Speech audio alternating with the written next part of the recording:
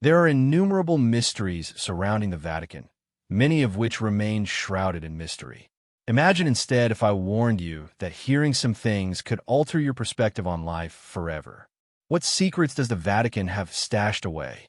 In today's video, we will reveal precisely that. Get ready for an exciting adventure as we unravel the mystery of the day. To start, if you like and subscribe to this video before it even starts, you'll have the luck of the gods. Number 33. King Henry VIII divorce. There have been decisive individual acts throughout history that have altered the trajectory of Europe as a whole. That is the backstory of the most significant document ever misplaced from the Vatican Archives, a letter of divorce from King Henry VIII. Great religious and political upheaval swept over England in 1530. Queen Catherine of Aragon and King Henry VIII's protracted marriage ended in childlessness. Thus, Henry VIII petitioned Pope Clement III for a divorce. What really drove the action was it? Not only sentimental reasons, but also serious worries about the Tudor dynasty's trajectory. It was Henry VIII's hope that Anne Boleyn would bear him a son, and he desired to wed her. Henry VIII formally petitioned the Pope in Rome for authorization to nullify his marriage by sending an official letter outlining his circumstances. At that time, the Catholic Church held marriage in the highest regard, viewing it as holy and unbreakable. The political ramifications of a king's divorce were substantial, making it more than a private matter. Following a protracted period of anticipation and discussion, This request was turned down by Clement III. One of the most significant moments in Western Christianity's history occurred as a result of that icy response. Following his decision to sever relations with the Roman Catholic Church, King Henry VIII founded the Church of England, of which he would later become the ultimate head. This event officially separated Catholicism and Protestantism, dividing the two faiths and setting the stage for centuries of conflict. What about the famous letter written by Henry VII? Throughout the ages, it was dispersed among innumerable records in the Vatican's top-secret archives. Researchers didn't randomly find the unique letter until the 1920s. A single letter has the power to change the course of human events on occasion. Have you ever penned a letter like this before? Pope of Africa, number 32. European clergymen, white men hailing from big cities like Rome or Paris, have predominated as popes of the Vatican. But a lesser-known fact is concealed in the history of the Catholic Church. At least 3 popes have been of African origin, at crucial junctures in the early Church's history, each making an indelible impression. Saint Victor I, who was the 14th pope and lived from 189 to 199, was the first. He fixed the norm that Easter should be celebrated on a Sunday instead of fluctuating dates as previously, which was a significant move for the holiday's observance. This marked a watershed moment that contributed to the ecumenization of Christian traditions globally. The Pope from 311 to 314 was Street Miltiades. He was the Church's leader during a delicate period when Christians had recently won the right to worship freely following centuries of persecution. Miltiades oversaw the change from Greek to Latin for church services, which facilitated greater understanding of religion among Roman citizens and set the stage for the development of Catholicism in the West. Last but not least, in 492, St. Gelasius was elected pope. He advocated more philanthropy, care for the needy, and acts of kindness as part of his changes to church ceremonies, which brought him widespread renown. In addition to purifying the Church and strengthening the faith of its adherents, he vehemently attacked the persistence of pagan customs in Roman society. The fact that all 3 of these popes were from North Africa, a land that was once a cultural and intellectual epicenter of the Roman Empire, is fascinating. Anyone who had the gift and the will to serve the Church could do so back then, regardless of their skin color. In its early days, Christianity's strength and capacity to spread were due to this diversity. These African popes' narratives do not. Faith, knowledge, and compassion know no bounds when it comes to one's heritage or race, and this helps us view history through a more nuanced lens. The trial of the Knights Templar for heresy, number 31. The Knights Templar are engulfed in more myths and tragedies than any other military organization in European history. Templar Knights originally guarded Christians making their way to Jerusalem in the early 1200s. But in the span of a century, they rose to prominence as one of the greatest influential political, economic, and military powers in Europe. Having so much money and power, though, would bring about their terrible demise. The rising influence of the Templars made King Philip IV of France seek to have them exterminated around the turn of the 14th century. He set up a series of trials laden with weighty and usually false accusations, ordered the mass arrest of members, and confiscated their possessions, all on the basis of heresy claims. Many knights confessed to crimes after being tortured and threatened. Their commitment was non-existent.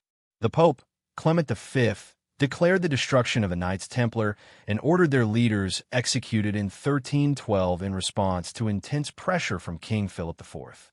Many of them were publicly burned to death while their reputations were tarnished for generations.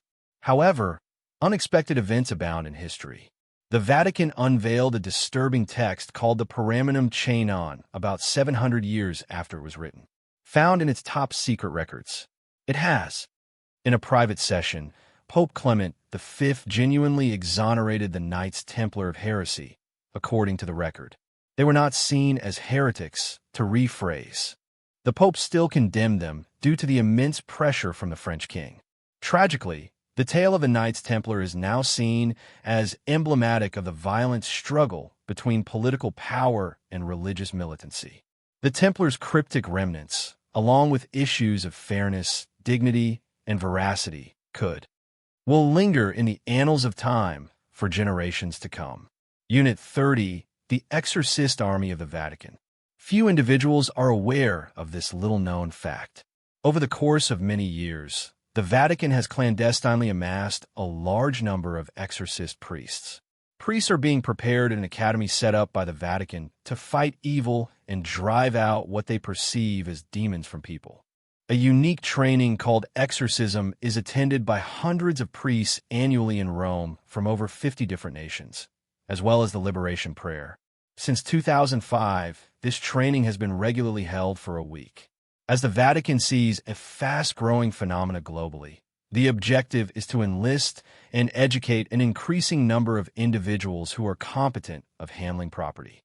Approximately 500,000 Italians seek out exorcisms annually in the belief that they would be liberated from demonic possession. Why has there been such a dramatic increase in the number of exorcisms? A loss of trust in contemporary culture is supposedly to blame. Some people think it's true that superstition and terror have been disseminated through social media. There are many who believe that as people's faith in established institutions begins to erode, they will seek solace in supernatural explanations. The Holy See could not do nothing in the face of this increasing flood of property. In order to be prepared for anything, they decided to increase the number of young priests they trained and added them to their exorcist army on a regular basis. The training covers more than simply scripture and theology for priests. They, in addition to hearing personal accounts from seasoned colleagues, engage in exorcism ritual practice and undergo psychological training. Believe it or not, there's a rising order of exorcist priests who are prepared to join the battle against evil. But do we really need these old rites in this day and age, or are they just something that people do from time to time? Donation number 29, made by Constantine. Over the course of Christianity's lengthy history, relatively few writings have ignited, almost as contentious as Constantine's gift. Back in its day, this Middle Ages document was seen as indisputable evidence of the Catholic Church's absolute power. However, there's a centuries-long tale of deceit and calculating at its core. Legend has it that Emperor Constantine the Great wrote this bequest in the 4th century as he was racked by a dreadful leprosy. He prayed to Pope Sylvester I for assistance in his time of need. Then an extraordinary event transpired. Pope Constantine was healed. As a gesture of appreciation, the emperor did more than simply relinquish authority.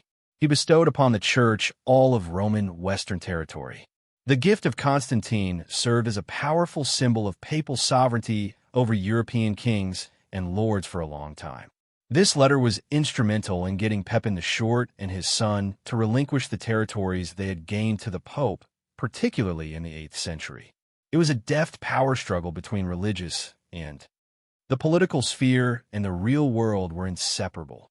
In the end, though, the facts surfaced. Using his expertise in language and literary research, the Italian scholar Lorenzo Valla proved in the 15th century that the donation of Constantine was a fake made in the 8th century. It is impossible that the document's language, terminology, and historical information were in use during Constantine's reign. By exposing one of the biggest falsehoods ever, Valla made Europe re-evaluate the significance of institution of the Church and the authentic worth of records, hitherto deemed off-limits. Number 28. Did Moses genuinely serve as Prince Thutmose? As the fabled leader who led the Israelites across the Red Sea to escape slavery in Egypt following a succession of terrible plagues that befell the kingdom of Pharaoh, Moses is invariably brought up in the epic tales of the Bible. However, an idea that has been the subject of controversy for decades lies behind that folklore. A possible match for Moses could be Prince Thutmose, son of Pharaoh Amenhotep III, formerly thought to be the aspired to succeed to the throne of Egypt. In ancient Egyptian, the name Thutmose had a profound significance. A god is called a Thut, while a son or prince is called a Mo. Many historians have questioned if the biblical Moses could be the Thutmose of Egyptian records due to these similarities. The tale of a prince betrayed by his father and banished from his kingdom along with his faithful subjects would take on a new level of veracity if this were to be proven correct. According to the research, following his ouster from the royal succession, a band of Christians followed Thutmose beyond Egypt's boundaries and over the sea to the territory that is now Israel. They believe that these individuals, guided by Moses or maybe Thutmose, were the ones who initially established Judaism. Further evidence of a profound cultural and spiritual interchange that has gone unnoticed is the fact that ancient Jewish rites and symbols still display influences from Egyptian religious practices. Despite the lack of conclusive evidence, this theory does provide a whole new viewpoint on the relationships between the ancient world's most advanced civilizations. Parting the sea may have been more than a miracle. It may have been the symbolism of an exile, a prince without a nation who refused to give in to destiny, and who was meant to write a new chapter for all of humanity. Angel Gabriel's Apocalypse, number 27. The Apocalypse of Gabriel is one of those revelations that leaves the whole religious world in hushed contemplation.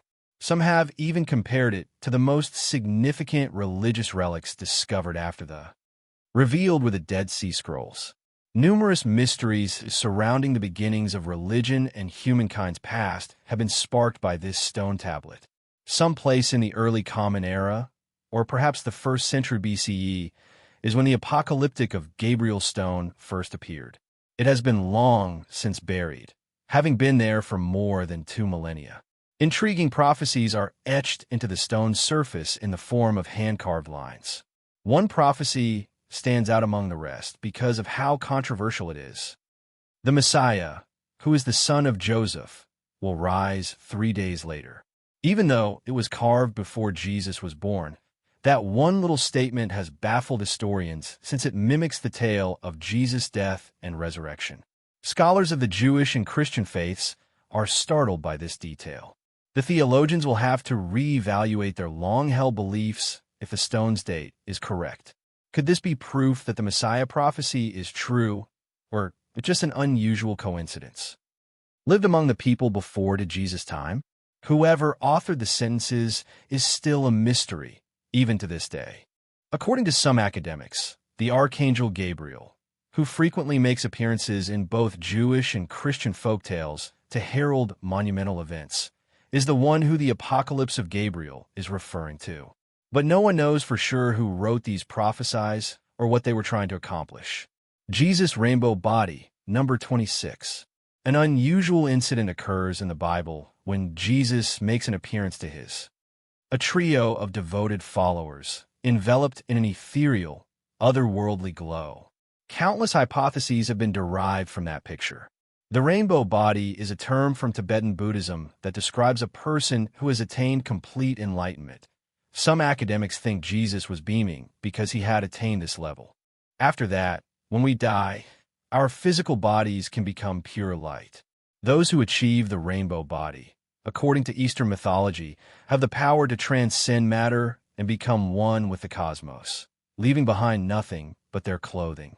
Even more daring hypotheses assert that Jesus either studied Buddhism or was profoundly affected by it and other Eastern spiritual traditions.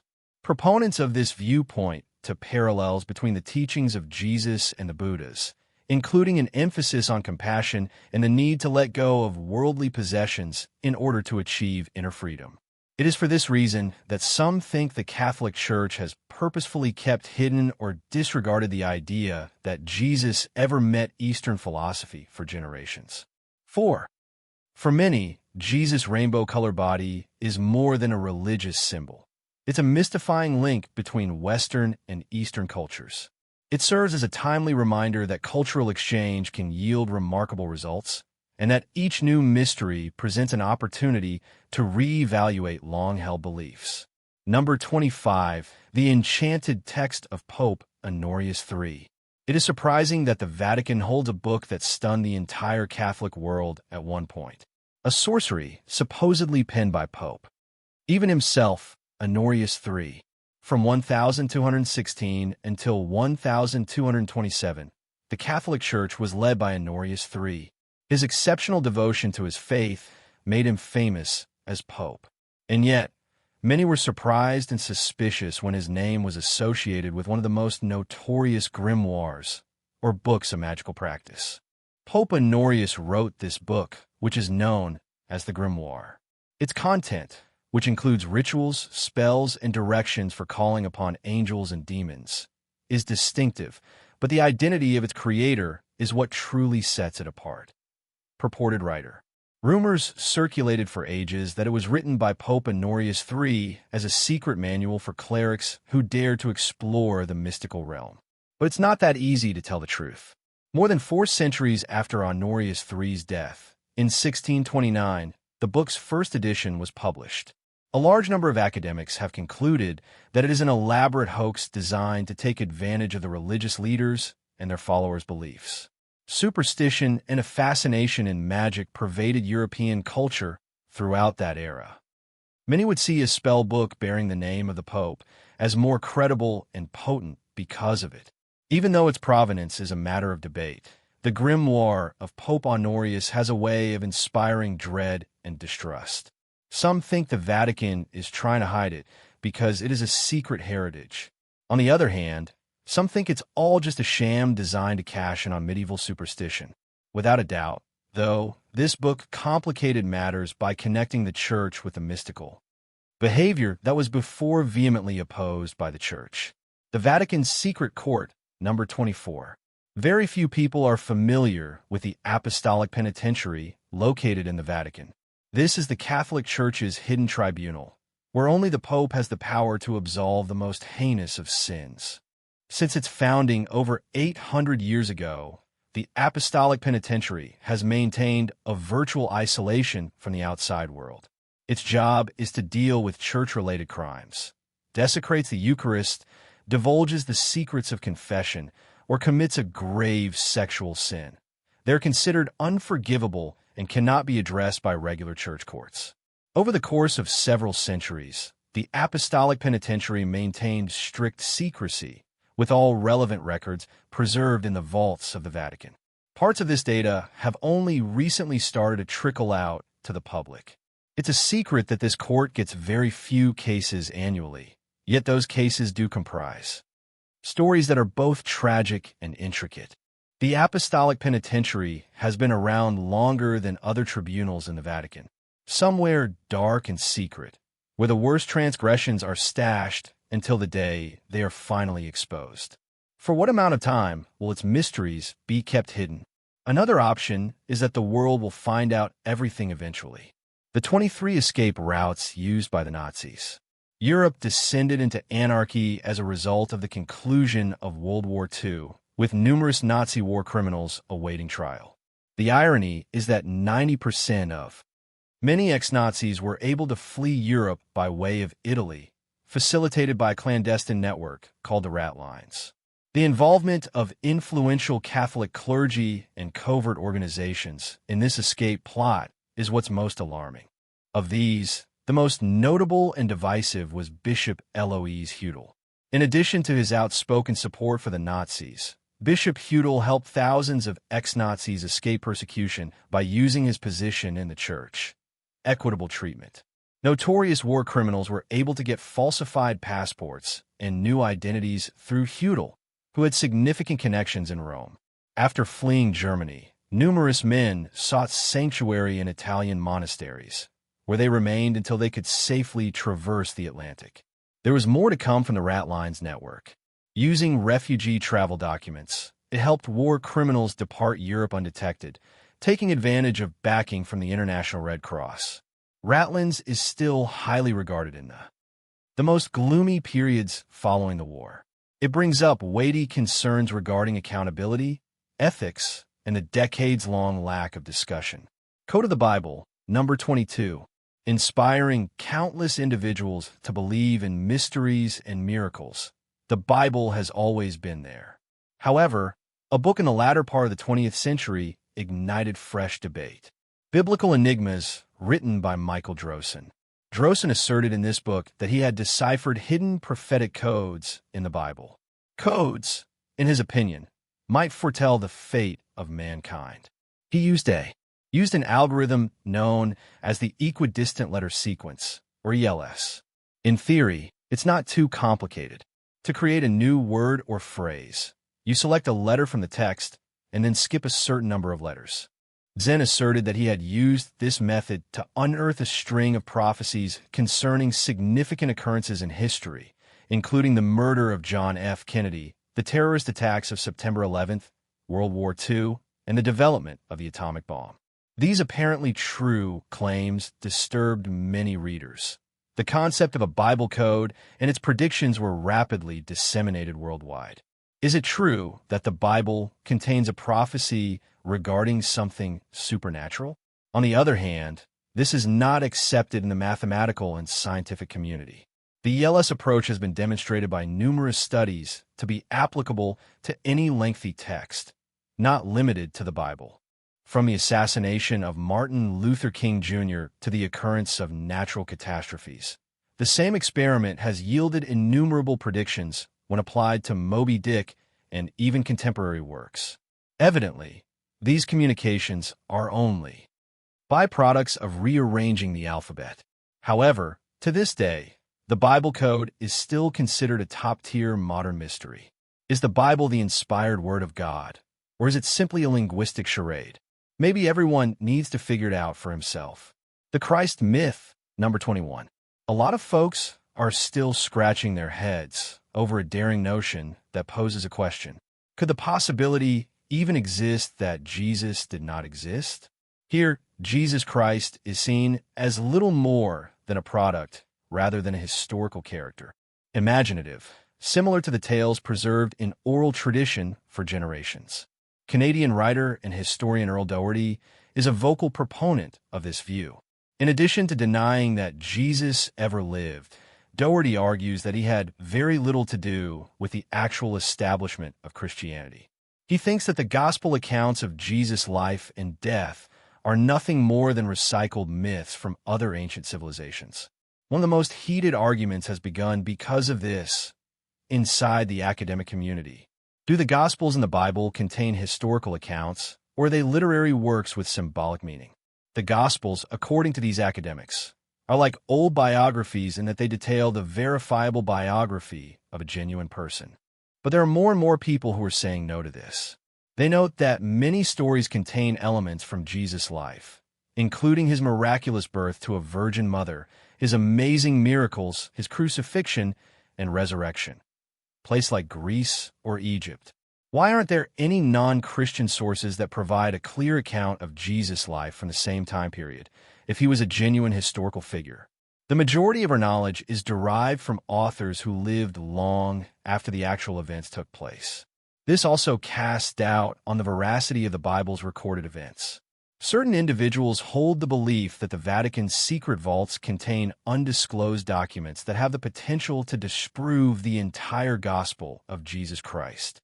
Word on the street says, it has been said that there is evidence held by the Vatican that suggests Jesus was nothing more than a fictional figure fabricated by humans to instill hope, authority, or order in a community beset by anarchy. The problem is that no such paper has surfaced in the past. Jesus' life is a never-ending source of controversy, and this inherent mystery just adds fuel to the fire. Consequently, what is your opinion? Just put your 2 cents in the comments section. The Scythians are number 20. Few are aware of the contributions of the enigmatic sects to the development of Western religion. Before Christianity came into the world, there was a distinct sect of Gnosticism known as the Scythians. In the eyes of the Scythians, Seth, the third son of Adam and Eve, was more than a biblical character. He embodied the divine and possessed a treasure chest of wisdom that could reveal the biggest secrets of the cosmos and humankind. The doctrine of the Scythians was what distinguished them. The adherents of this group assimilated the deep philosophical stances of classical Greece, particularly the teachings of incorporate Plato and Parmenides into their doctrine. According to their beliefs, an unseen deity, completely good and residing outside the realm of common human understanding, was responsible for the creation of the universe. But a wicked god called Yaldabaoth also arose alongside this god. He made the material universe so that humans might never be truly free from the bonds of their own flesh and blood. For Scythians, breaking free of earthly possessions was the one and only way to achieve spiritual emancipation. What did they observe? People shouldn't view the act of eating the forbidden fruit in the Garden of Eden as a sin, but rather as a bold quest of truth that lies beyond the rigorous boundaries imposed by this world. It was the very first step in humanity's defiance against the tyrannical power of the evil deity. Nevertheless, Gnostic communities like the Scythians were labeled heretics when Christianity grew and eventually became the main religion in Europe. As time went on, their teachings were annihilated and they were subjected to severe persecution. Previous events. But the narrative of the Scythians shows that even at the beginning of human history, there have been individuals who ventured to wonder about God, life's purpose, and the method to achieve enlightenment. 19th, female clergy. Have women ever held the office of priest? This is a question that many find puzzling. What this question seeks to answer has the potential to radically alter our understanding of women's function in the early church. Construction of the Priscilla catacombs began in the year 200 AD, and extending for kilometers under Rome conceal a portion of that mystery. The walls of these frigid stone passages are adorned with colorful fresco. The cubiculum of the covered woman stands out among the rest.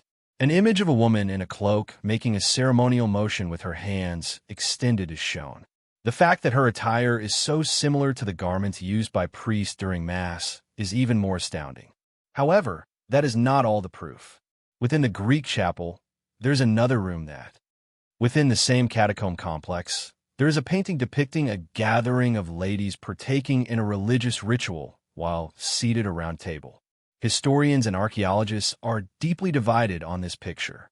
Were women genuinely equal to males in the early church, holding positions of spiritual leadership and officiating sacred rituals?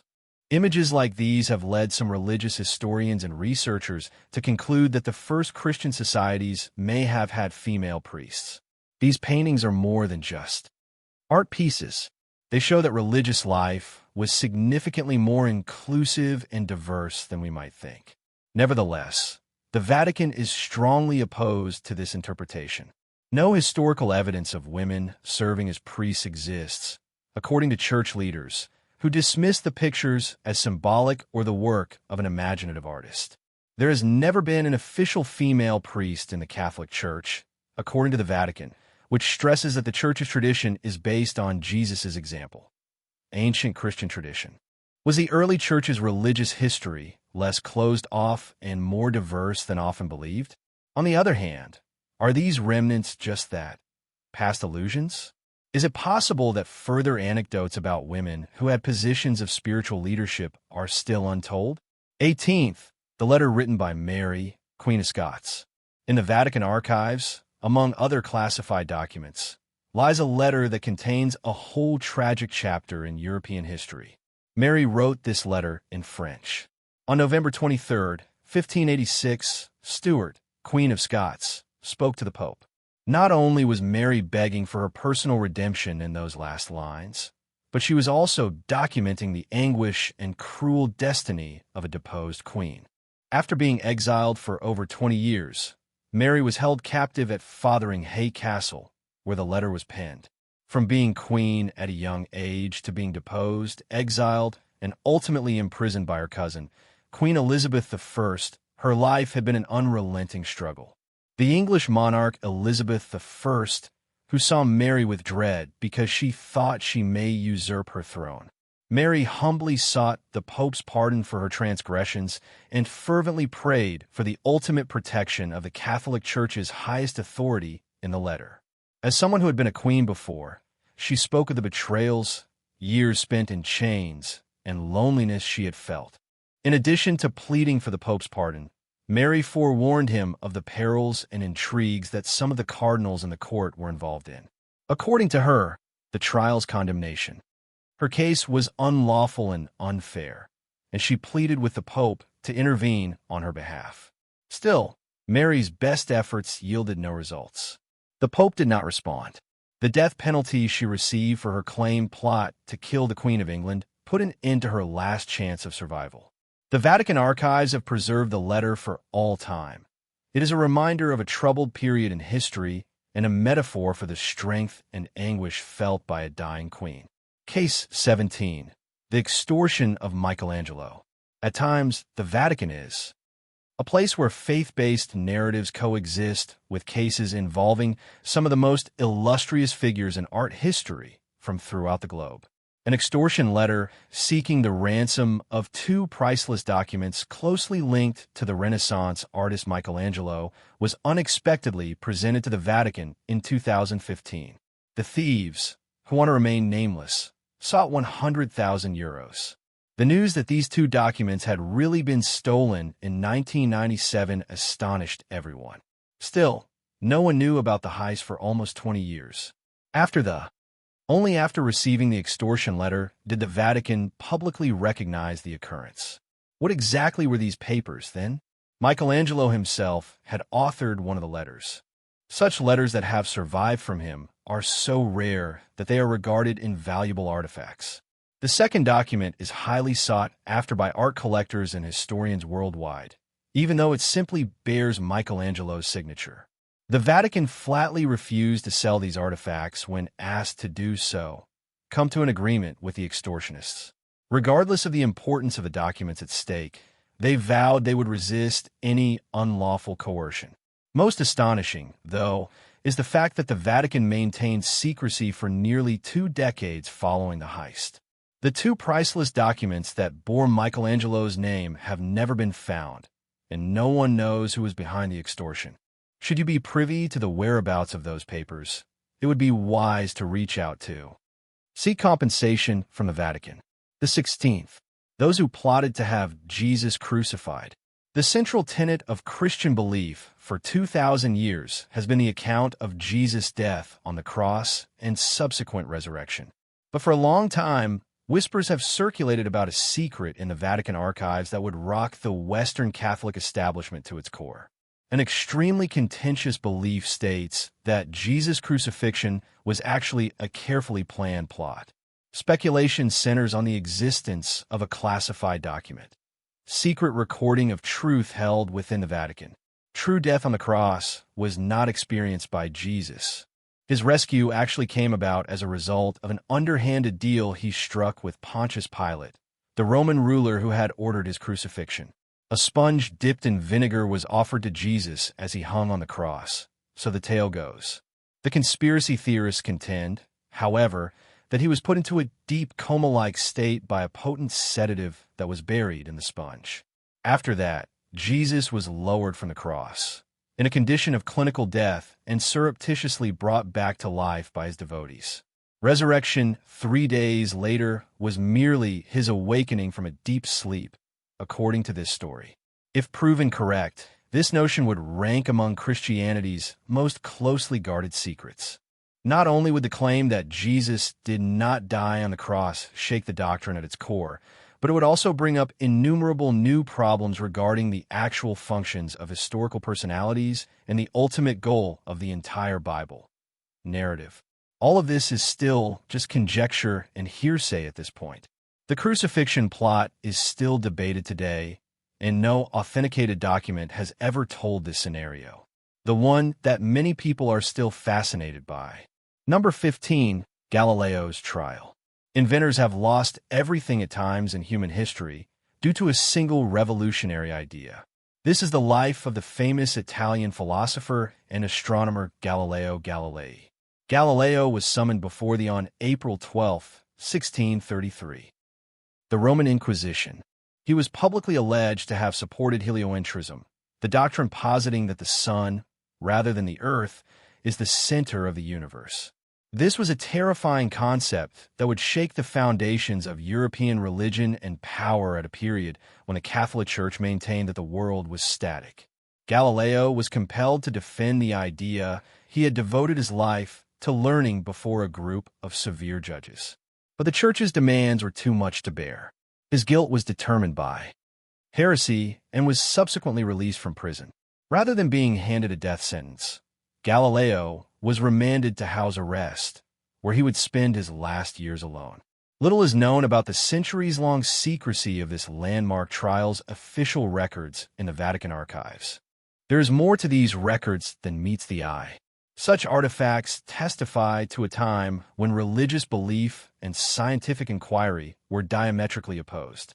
Nearly 360 years after the fact, in 1992, the folly of condemning Galileo was explicitly acknowledged by the Vatican. A brilliant scientist whose life was spent seeking truth, even at the price of his own freedom, was apologized to by that late decision.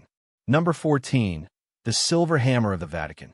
Among the most mysterious and secrecy-laden rites ever performed by the Catholic Church, the legend of the Vatican Silver Hammer stands head and shoulders above the rest.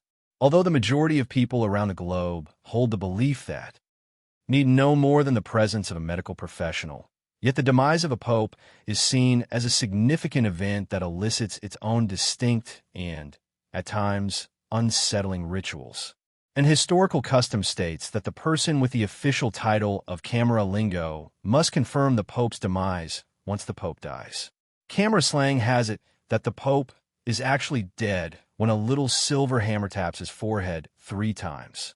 It is formally confirmed that the pope has died if there is no response. To mark the end of an era in the Church's history and the beginning of a new one, the silver hammer is used to smash the fisherman's ring after this somber rite. Given that the Vatican maintains strict secrecy on these procedures, there is considerable speculation as to whether or not the Pope's forehead is still hit with the silver hammer. According to several stories, these days it's just the reading of the Pope's name and the ring's destruction.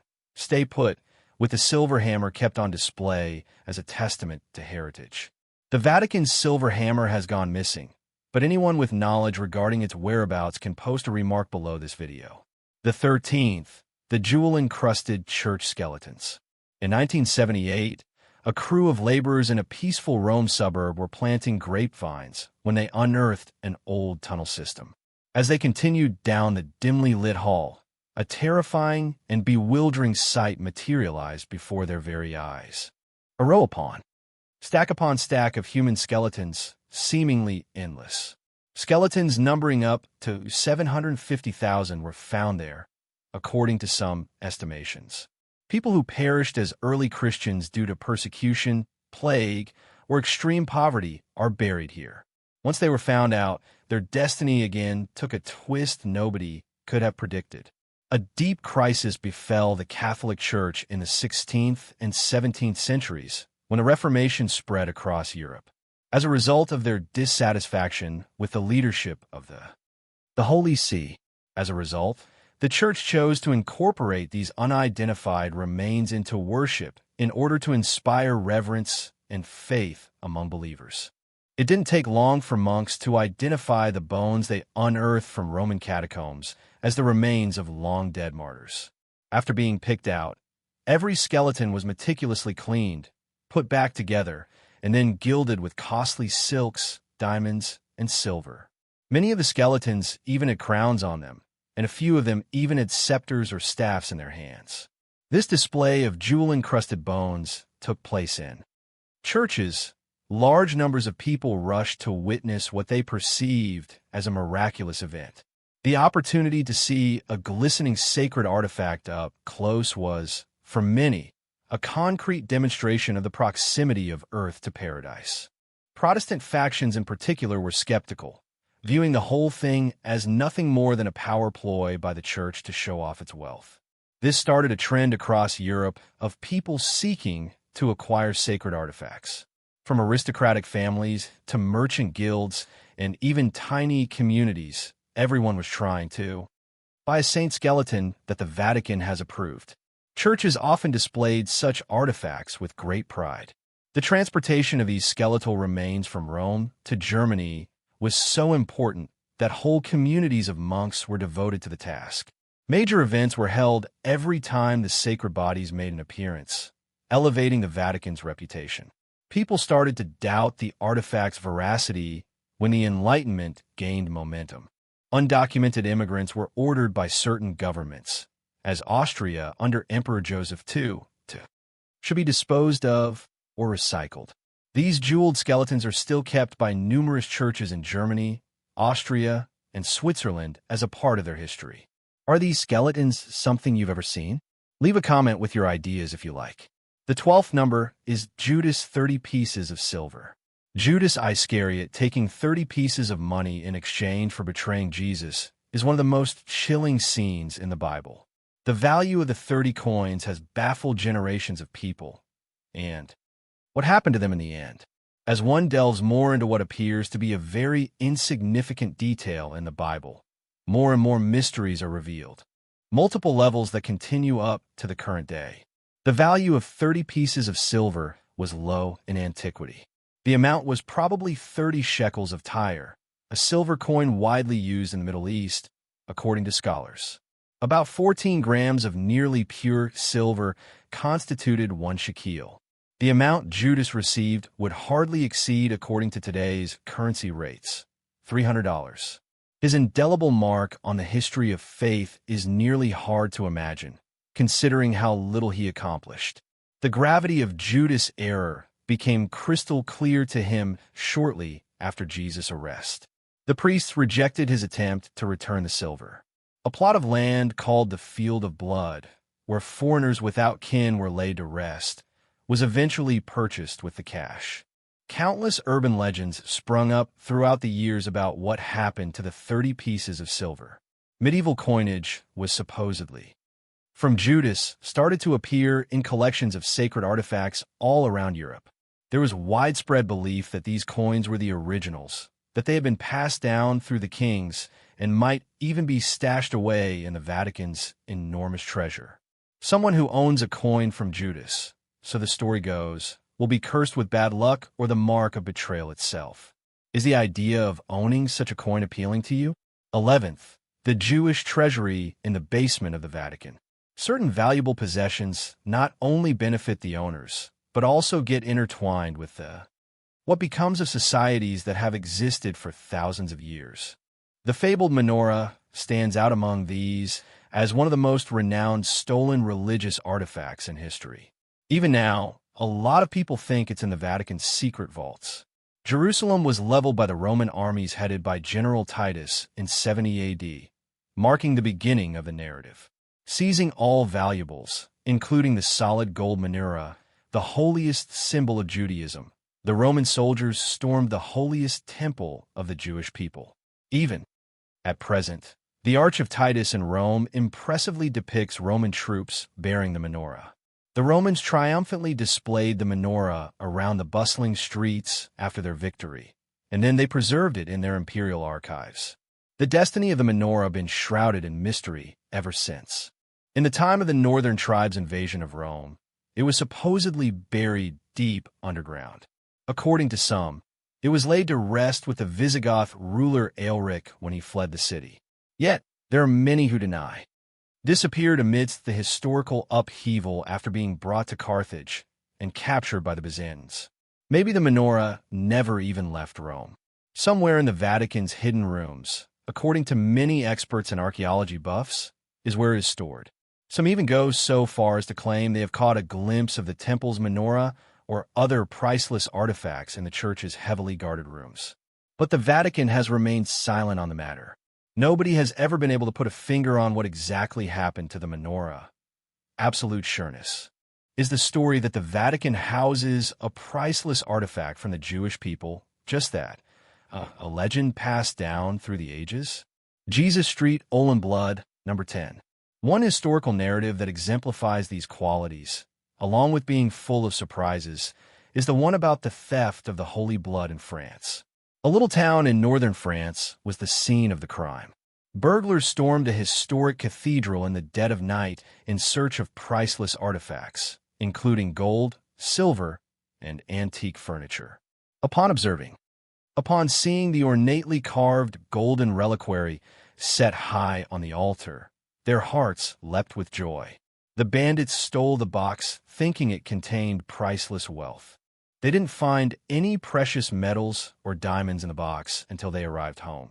Instead, they found a little vial purportedly holding Jesus' blood. The robbers were frightened by this finding. Concerned about legal ramifications aside, the thought of possessing what many hold in the highest regard shook them to their core.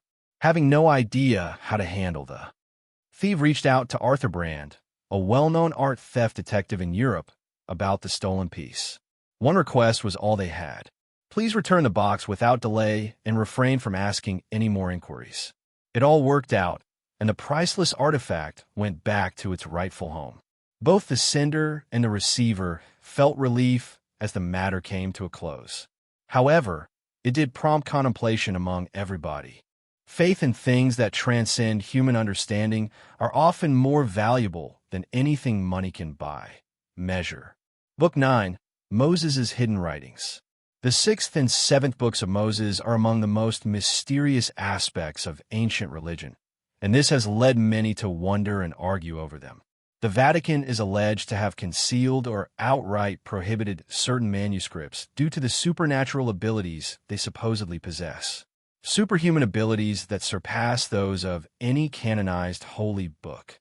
According to legend, Moses passed 2 secret manuscripts on to the next generation after penning the first 5 books that established Judaism and Christianity, passed on to designated heirs as a manual for managing mystical powers. But no one made any public reference to them in records for 1,000 years. The initial written versions of the 6th and 7th volumes of Moses did not emerge until the 18th century in Europe. They were immediately circulated among occultists, witches, and minority groups that retained faith in old magic. These 2 texts are unlike any other scriptures because of the weird and disturbing things they say. Legend has it that behind its pages is a treasure trove of magical incantations that can do anything from bringing down rain or storms to curing seemingly incurable illnesses or even communicating with the afterlife. People used to think these old symbols and cryptic designs might be utilized to call upon supernatural forces, and that belief has since faded. This is why the Church has never acknowledged the 2 books. Actually, it's official. They're off limits. Some contemporary academics maintained that the publications in question were merely the work of German printers, while occultism was at its height. In order to market their books to the superstitious, they took advantage of Moses' name. Other people have other views, though. According to some, this is not the initial instance of crucial texts being concealed or forbidden. Maybe the 6th and 7th books of Moses are really a collection of ancient magical rituals that have been passed down through the generations, wrapped in the name of Moses to make them seem holy and protect them from harm. There are others who go so far as to say the Vatican has the original manuscripts of these tomes in its hidden library, for the spells contained within are formidable enough to shatter the foundations of belief. The origins of the 6th and 7th books of Moses are unclear, yet they have had a profound impact on popular culture. Finally, the 8th case involves the Catholic Church and French Freemasons. It may come as a surprise to hear that the Roman Catholic Church continues to take a hard line against Freemasonry, an enigmatic group with a global presence. The bond that exists between Church's relationship with Freemasons has been rocky at best. The Holy See. There has long been a perception of Freemasonry as an alien group that challenges established Christian principles. In 2013, a tiny alpine town was the site of the most recent scandal that rocked France. The protagonist was the devoted priest Father Pascal Vesson, who had been a part of the Catholic Society in his hometown for almost 10 years. But it didn't take long for him to become embroiled in a huge scandal over nothing more than his. Affiliated with a French Freemason lodge, it was more than a caution or a reminder from the Vatican. They settled on removing Father Vesson from all of his church posts. He was obliged to immediately halt all pastoral duties and vacate the parish where he had long cared for his family. Parishioners were taken aback by this choice, which ignited intense controversy in the French press and society at large. When did the church become so severe? Does Freemasonry truly pose such a threat? Is the Vatican keeping anything from the public? Secretive groups whose existence has remained a mystery to the general public, such as the Freemasons? There have been similar cases before Father Vesson. Many excommunication decrees have been issued by the Catholic Church against members of Freemasonry due to the Church's long-standing opposition to the fraternity. The Catholic Church maintains that Freemasonry's hidden rites, morals, and complex web are incompatible with Christianity. Notably, Freemasonry rejects any and all claims that it is a sect or clandestine endeavor. Their stated mission is philanthropy and the promotion of free thought. They deny any animosity toward the Church. A veil of secrecy has been cast over them due to their secret rites, the whispered tales of their impact, and their ties to numerous notable historical personalities. Ultimately, the Father Vass case provides only a limited window into the intricate interplay between these two global power brokers. This leads to the inquiry that remain unanswered to this day. What unspoken agreements does the Vatican still have with shadowy groups like the Freemasons? Joan of Arc's canonization is the 7th. Horror and the metamorphosis of the Church. One of the worst tragedies in history, Joan of Arc's tragedy exemplifies the complicated evolution of the Catholic Church through the ages. Joan of Arc was a French woman who led her country's army in the fight against English rule in the 15th century. The list of her triumphs grew unending, and she began to motivation for millions of individuals all throughout the globe, not just in France. However, Joan's splendor was short-lived. A court that had been set up by the Catholic Church itself tried her after her abduction in 1431. She was accused of heresy and witchcraft for no other reason than that she dared to wear armor like a man and claimed to hear voices of saints. Many of the people Joan had battled to defend turned out to betray her and accuse her of severe crimes during her trial. Joan was released from prison after a year of constant questioning, ultimately coerced into signing a guilty confession. A moment later, though, she denied any wrongdoing. For obvious reasons, the Church did not pardon her. In front of a distraught audience in Rouen main square, they gave the order to burn Joan alive. Sacrifice and unwavering faith were symbolized by the image of the courageous young woman holding a cross as she stood in the midst of the flames. However, that was not the end of history. The Catholic Church finally exonerated Joan in a retrial that took place 20 years after she passed away. It took until 1920, nearly. The official proclamation of her sainthood by the Vatican came 500 years after her burning at the stake. Saint Joan of Arc. The tragic tale of Joan of Arc is more than that.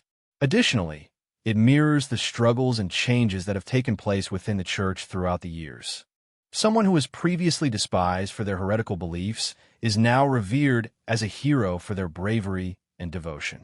Many are left to ponder how many other lies have been unfairly condemned by history, only to have justice served centuries later in light of John of Arc's canonization. The sixth position, enigmatically delicious, exquisite fare, the jar of manna. More than just miraculous events are recounted in the Bible. Their enigmatization has captivated people for millennia. One such story is the one about the jar of manna. The Israelites endured innumerable trials, intense heat, thirst, starvation, and despair throughout their 40 years of wandering in the desert following their exodus from Egypt, as recorded in the Bible.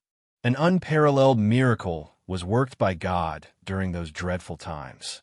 From on above, he descended manna, an enigmatic substance that was sufficient to maintain the whole nation on a daily basis.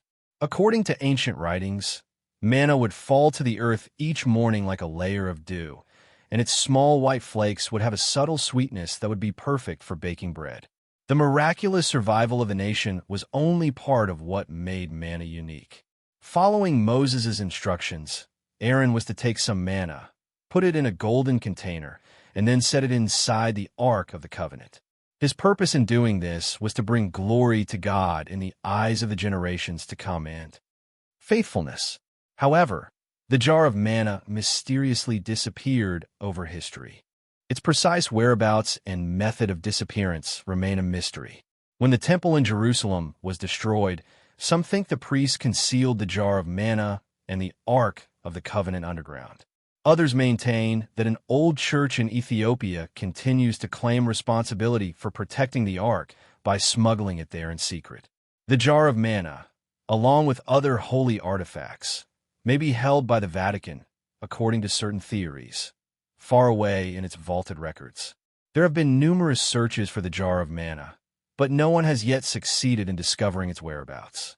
Faith, patience, and the desire to connect with mysteries beyond human comprehension are symbolized by it, as is the evidence of a biblical miracle. When will this mystery be solved? Or will it always be one of the great mysteries of humanity? Holy Grail the fifth. The Holy Grail is one of those symbols from history that is both well-known and shrouded in mystery. You knew about the Holy Grail from reading the Da Vinci Code, seeing the film Indiana Jones, or listening to the tales of King Arthur. However, not many are aware that a mythology that dates back thousands of years hides under all these fantastic stories. As far back as Christianity can tell, the Holy Grail has always been thought to be the cup that Jesus had with his apostles at the Last Supper. Additionally, it was believed to be the actual cup that received the initial droplets of Jesus' blood at his crucifixion. Afterwards, the Holy Grail came to represent heavenly authority. Possession of it was said to grant the bearer unending youth, limitless health, and immortality. That was just the beginning of the Grail's voyage, though. Cretan Detroit and Robert de Born were among the authors who revitalized the tale in the 1200s and 1300s. Those who believed in the legend of King Arthur's knights made the Holy Grail the pinnacle of treasure hunting. Not only did these knights face difficult challenges, but they also had to demonstrate their worthiness. Sincere seeker of the Holy Grail. Joseph of Arimathea was even a new character added to the novel by Robert de Born. Legend has it that he was the one who initially took custody of the Holy Grail and transported it to Glastonbury. After that, the Holy Grail entered a new realm, one beyond that of a mere religious artifact. Its fate got intertwined with Europe's dark past. Then, what is the Holy Grail precisely? To some, it really is a cup of miraculous healing and blessing powers. According to poet Wilhelm von Embach, the Holy Grail was really a meteorite, Exelis, the name of the stars. There is a belief that this stone could heal physical ailments and provide spiritual enlightenment. Upon the arrival of the Knights Templar, the enigma was further magnified. It was supposedly these knights who, following the Crusades, took it upon themselves to conceal the Holy Grail.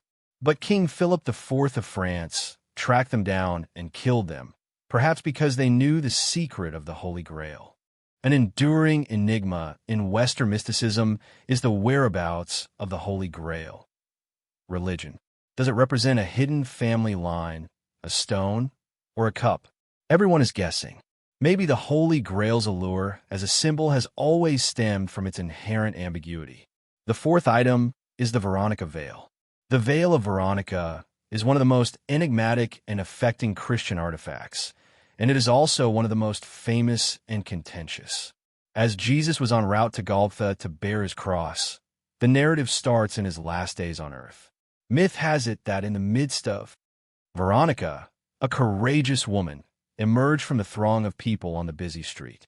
To gently dry Jesus' face from the perspiration and dirt, she extended her veil.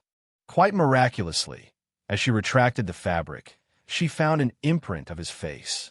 But you won't find this narrative in any of the Gospels if you search the Bible for it. The story of Veronica and her veil has been handed down from generation to generation, beginning in the 7th century, and is exclusively found in legendary texts. 4.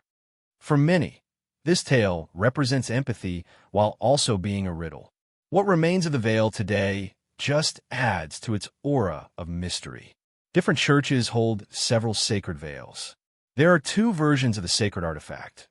One is believed to be housed in Rome's St. Peter's Basilica, and the other is worshipped in the Italian hamlet of Manipello as the Holy Face. The fabric of these headscarves is what's truly astounding. Paint or dye does not appear, but the fabric's depiction of the face is. Certainly, contemporary science has failed to provide an explanation for the image's possible appearance. That's not everything. Some academics have speculated that an even older artifact could be linked to Veronica's veil. Parable states that King Abgar of Edessa was cured of his ailment after receiving a garment depicting Jesus. Does the Mandelian equate to the Veronica's veil? Alternatively, have these tales just amalgamated throughout time and became overlapping legends? There's no doubt about that. Regardless of where it originated from, the veil of a symbol of kindness and remarkable recovery, Veronica has gone viral. Many have traveled great distances to get a glimpse of the Holy Veil, hoping that even a little touch will bestow blessings and protection. This practice dates back centuries. Still, there's never-ending discussion over where the many versions of the Holy Veil came from or whether they're legitimate. Lastly, the nails of the cross. The nails driven through Jesus on the cross are perhaps the most dramatic symbol associated with his passion. But can we still use the nails that were used in that ancient crucifixion? Still in existence at this time? The recent discovery of 2 Roman nails in Israel has piqued interest all over the globe. The story was already fascinating, but the belief that both nails were connected to the tomb of Caiaphas, the Jewish high priest who betrayed Jesus to the Roman authorities, only added to the intrigue. Chemical testing confirmed that the soil and residue on the nails were consistent with the geological layers discovered in Caiaphas' tomb. Nonetheless, this finding was contested by Israeli archaeologists, claiming that the evidence was insufficient to establish that the nails originated from that burial site. The truth is that hundreds of chapels and churches around the globe showcase what are ostensibly the nails that Jesus used for his nails. Which ones, therefore, are genuine? Could you possibly find a single nail that was actually laid on Golgotha over 2,000 years ago? After Israeli geologist Dr. Aryeh Shimron studied the 2 nails in depth and published his results in the narrative took on an even more captivating tone. Educational film, The Nails of the Cross. Physical, chemical, and biological evidence were all laid out by him. Nothing could be proven with absolute certainty, though. The search for the holy nails is an ancient practice that dates back to Saint Helena. As the first to arrange pilgrimages to the Holy Land, she made the bold claim that she had found a real cross and Jesus' nails. Since then, hundreds of years have gone by, and many nails have been regarded as holy artifacts, but nobody knows which ones do in fact exist and which do not. The enigma of which nail is genuine, like many others, seems to add to their fascination. Second on the list is the Holy Lance, or Spear of Destiny. For millennia, rulers and tyrants alike have been plagued by a particular artifact housed in the Vatican's collection of mystifying artifacts. There you have it, the sacred lance or spear of destiny. The spear that, according to tradition, Jesus' crucifixion saw puncture his side, according to urban legend, in the dying seconds. To confirm that Jesus had indeed dead, a Roman soldier named Longinus pierced his side with this spear while he was still on the cross. The spear's dual purpose as a weapon was transformed at that very instant. It came to represent authority and, by extension, the capacity to decide the doom or glory of whole empires. Even when the Bible stories died out, the spear of destiny's fabled power persisted. This spear has been associated with numerous influential Europeans throughout the years. An early Christian ruler, Constantine the Great, the founder of Roman Catholicism, was claimed to have wielded the magical spear, which helped him win battles. The spear was held in the castle of Charles IV, Holy Roman Emperor, during the Middle Ages because he deemed it a royal treasure. Napoleon Bonaparte supposedly desired the spear to bolster his reign and eventually came to hold it. Throughout the 20th century, Adolf Hitler's preoccupation with the spear of fate tale grew. Supposedly, Hitler held the belief whoever held the spear would have sway over the world's fate. Upon the conclusion of World War II, American forces discovered a spear stashed in a vault beneath Nuremberg City. The spear is now on display at Vienna, Austria's Hofburg Museum. This relic was most likely created in the 3rd or 4th century AD, long after the crucifixion had already occurred, according to experts. But no one knows for sure if this is the genuine deal or a fake made for the purpose of serving the desires of tyrants and monarchs across time. Irrespective of its veracity, the spear of destiny possesses the captivating aura of a mystical and potent artifact. A holy artifact that many hold in the belief that it has the power to alter the course of history for all people, not just one. Holy Belt of the Virgin Mary, which is number 1. An old story states that when the Virgin Mary died, all of the apostles were whisked away by angels to be with her in her deathbed, with the exception of St. Thomas, the apostle known for his infamous skepticism, on a regular basis. Mary had already departed this life by the time Thomas came. He fervently sought a sign to bolster his faith. The Virgin Mary appeared to him in response to his prayer and gave him her belt as an emblem of her departing. From that point on, the little belt represented an everlasting faith in the bond between earth and heaven.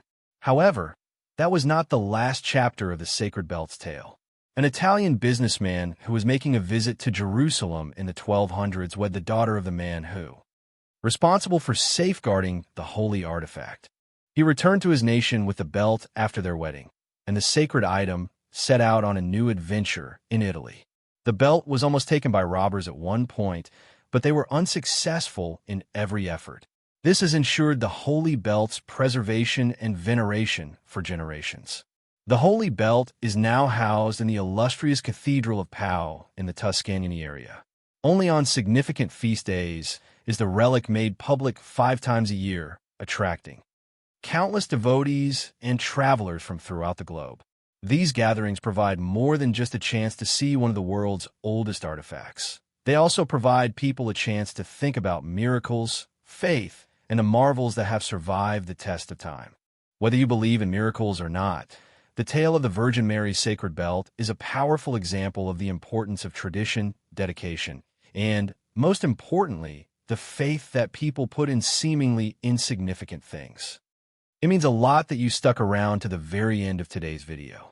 Was there anything that piqued your curiosity or inspired you to express your opinions? If you don't want to miss any of our future stories, subscribe and enable notifications. Until the next video, take care.